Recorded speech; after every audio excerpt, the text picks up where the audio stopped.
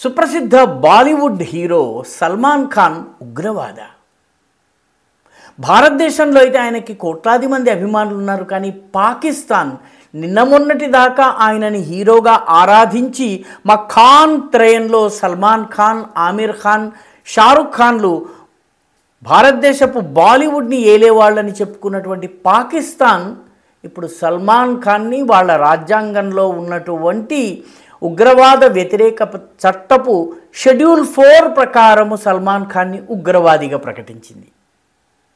ఆయన మీద కేసు కూడా పెట్టాలని నిర్ణయించింది. కారణం ఏమిటి? ఆయన ఇటీవల దుబాయ్ గల్ఫ్లో ఒక కార్యక్రమంలో పాల్గొని బలూచిస్తాన్ ప్రజలు, పాకిస్తాన్ ప్రజలు కూడాను మా బాలీవుడ్ సినిమాలు చూస్తారు అన్నారు.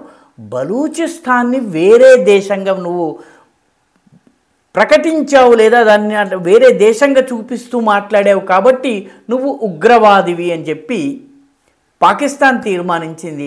మన దేశంలో అలా చేయాలంటే ఈ మొత్తము ఆజాదీ గ్యాంగ్ అందరినీ కూడాను కేసుల్లో పెట్టి లోపల పెట్టచ్చు.